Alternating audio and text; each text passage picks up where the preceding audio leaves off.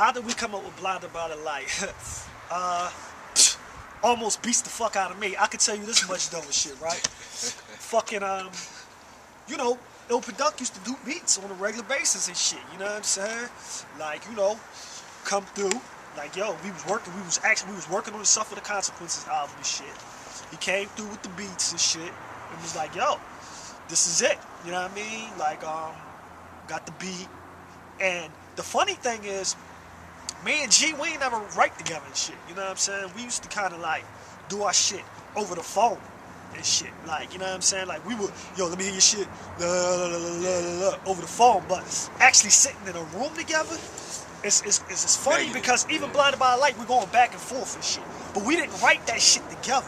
It was just almost like motherfuckers was like Siamese twins and shit on a tip where I had my section of what I had to say, my bars, and he had his section, and it just meshed. That was the chemistry that we had. We didn't have to be in the fucking same room, but the shit would just come together, such and so and shit. You know what I'm saying? So you know, that's basically how I remember. That was one of the first songs we did going back and forth. And we in the studio, we both had our own individual mics and shit. So it was like we was both in the booth at the same time, which was unusual. But you know, the shit came off like it had a good feel. Even when we was recording it, the shit had a good feel to it. Like I remember, you know, that feel like we was going back and forth and shit, and kind of like trying not to fuck up, let him fuck up, and he trying not, you know what I'm saying? So it was almost like a friendly competition on who gonna fuck up first and shit, you know what I'm saying? But we got through that shit pretty quick. Like I don't remember doing too many takes. Yeah, I don't remember too many takes on that joint. You know what I mean? I don't really remember too many. I don't even really remember where the fuck we record that shit at. Otto's, yeah. Like where we did mostly everything. Nebula you know Zone. I mean? Shout out to Otto and shit, and Mark.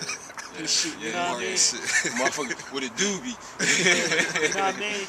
I mean, Otto gave us, Otto, the studio was called Nebula Zone and shit. He gave us a lot of freedom to do what we wanted to do and shit, you know what I'm saying? Like, those days we used to have a good time at the studio, you know what I'm saying? Always had a ball, always a bunch of, you know what I mean? You know, that good, and you know, we always had a ball, but he gave us the freedom to do what we want to do. Like, he wasn't babysitting us. He was just letting us do what we want to do.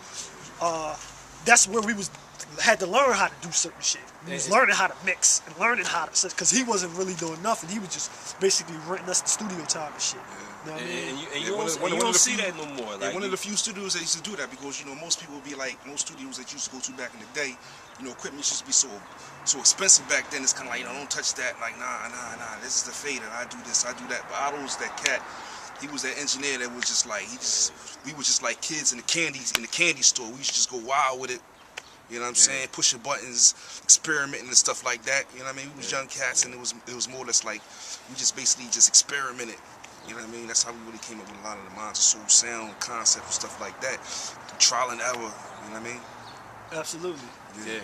And like, you know what I mean? During them days, like, you don't really see that too much nowadays. Like, I mean, everybody, you know what I mean? You got equipment in the crib. You don't really see too many artists that are just up and coming, going to the lab, going to the studio, learning the game, learning what the board is like, learning what a real booth is like. Paying for the studio. And yeah, like we had a chance to experience all that.